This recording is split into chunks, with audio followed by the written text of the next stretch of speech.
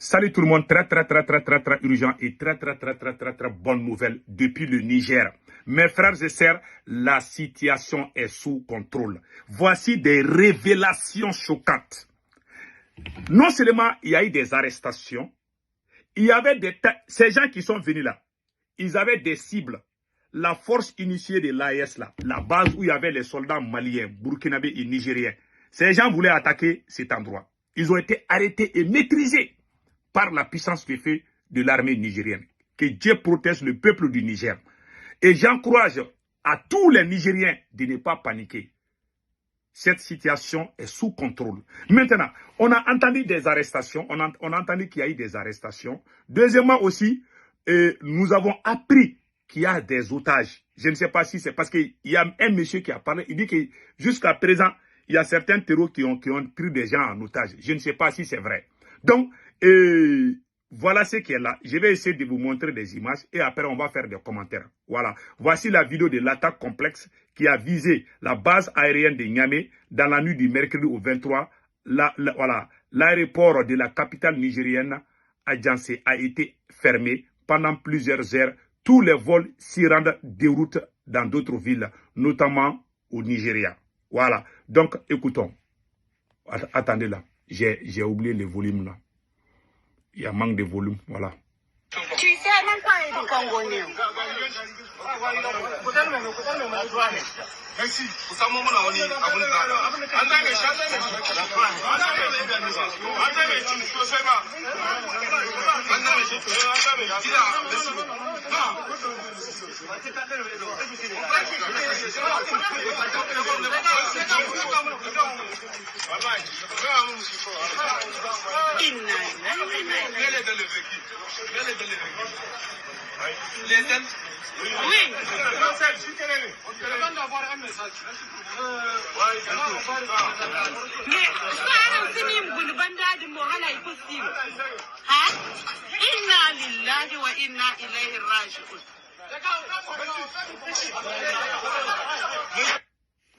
Donc, tout le monde a vu ça. Que Dieu protège le Niger, que Dieu protège les peuples du Niger. Voilà quelques écrits venant des Faso Times. C'est un site que c'est une page que je crois beaucoup. Niamey sous tension, une attaque armée déjouée, des assaillants capturés et la souveraineté réaffirmée. La capitale nigérienne a vécu une nuit de forte tension entre le mercredi 28 et le jeudi 29 janvier 2026 aux environs des 0h15. Des violentes explosions suivies de tirs nourris ont été entendus autour de l'aéroport international Djuri Amani, provoquant panique et inquiétude parmi les populations riveraines. Les détonations qui ont duré près de 2 heures de temps visaient une zone hautement stratégique abritant une base de l'armée de l'air, des infrastructures sensibles ainsi que la proximité du quartier général de la force unifiée de l'Alliance des États du Sahel. Ça veut dire que ces gens qui sont allés attaquer là, la base même où il y a les forces armées nigériennes, maliennes, burkinabées, donc ils voulaient aller attaquer là-bas. Là. C'est un système de sabotage contre l'AES. Donc, c'est un complot de déstabilisation, non pas seulement contre le Niger, mais contre les 3 pays de l'AES. Donc, chers peuples de l'AES, restons vigilants et prions que les ennemis échouent partout. Maintenant, voilà ce qui est écrit ici. Les forces spéciales nigériennes sont intervenues rapidement et avec efficacité, neutralisant la menace et capturant des assaillants. Les arrestations sont toujours en cours. Voilà, des assaillants. Le périmètre a été entièrement sécurisé, les installations stratégiques protégées et les populations mises à l'abri. En l'absence de communication officielle immédiate, plusieurs hypothèses circulent évoquant une attaque ciblée contre des sites stratégiques ou une tentative de déstabilisation interne ou externe. Des témoignages font également état de mouvements suspects observés dans la zone avant les tirs. Cette opération réussie confirme la vigilance et la capacité de riposte des forces de défense nigériennes, réaffirmant la détermination du Niger à préserver sa souveraineté et la stabilité nationale dans un contexte sécuritaire régional sensible. Source Faso Time. Voilà ce qui vient de se passer. Voilà, Faso Times. C'est une page burkinabé. Je crois beaucoup à cette page. Ils disent la vérité. Voilà ce qui vient de se passer. J'ai aussi entendu une autre version venant d'un citoyen du Niger. Je vais vous laisser écouter ce que le monsieur a dit par rapport à l'attaque. Écoutons. Ici, on est sous les détonations là. Mais maintenant, c'est un peu calme quand même.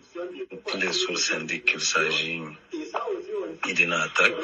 On a pu joindre quelqu'un depuis l'aéroport là qui dit que de permanence quoi. Et donc il dit qu'il est lui-même retranché avec d'autres personnes dans des toilettes et tout.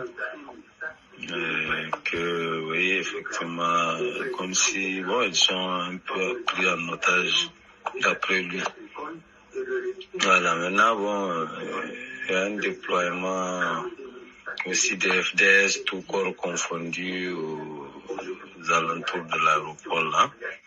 On a aperçu des gens en moto et tout ça. En tout cas, il y a vraiment un fort déploiement. Et tout laisse croire que l'affaire, disons, la situation est sous contrôle aussi.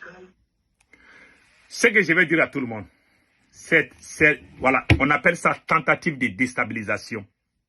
C'est la pire vérité, c'est ça. Ça, c'est tentative de déstabilisation. Point final. Les personnes qui sont venues là, qu'ils soient des terroristes ou des mercenaires, c'est la même chose. Hein. C'est les mêmes. Ces gens qui tirent, qui sont sur les motos ou quoi. Ils sont tous les mêmes. Il y a des gens qui commencent. Il y a deux choses que moi je suis contre.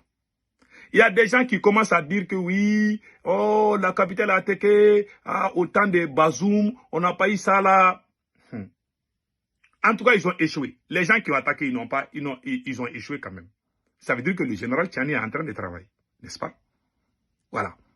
Et deuxièmement, je conseille à tous les citoyens du Niger de ne pas baiser les bras. Ce n'est pas le moment de la division. Il faut soutenir les autorités du Niger.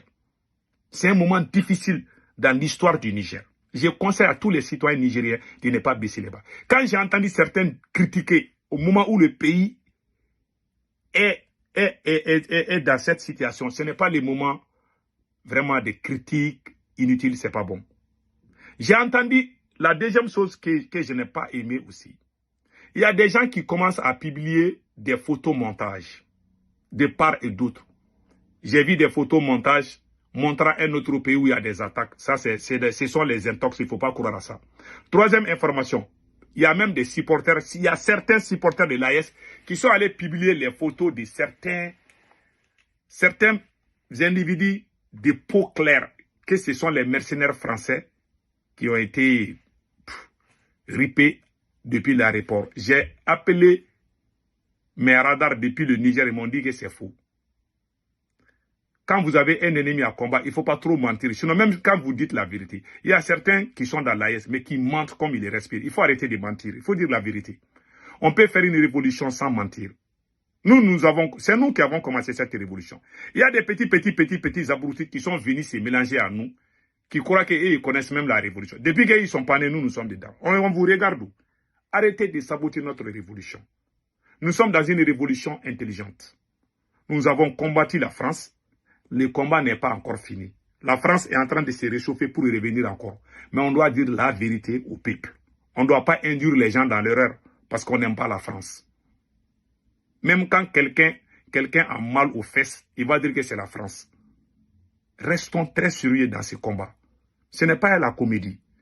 Il faut travailler avec intelligence. Il ne s'agit pas de sortir mentir parce qu'on n'aime pas quelqu'un.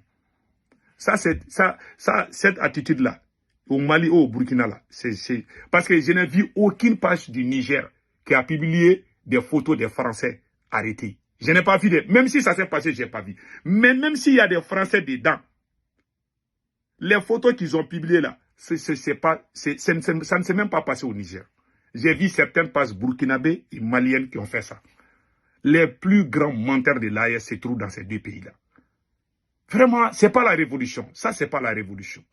Pourtant, les capitaines parlent. Quand le capitaine parle, le capitaine dit la vérité. Quand tu dis que tu aimes capitaine, tu dois dire la vérité. Tu ne dois pas mentir.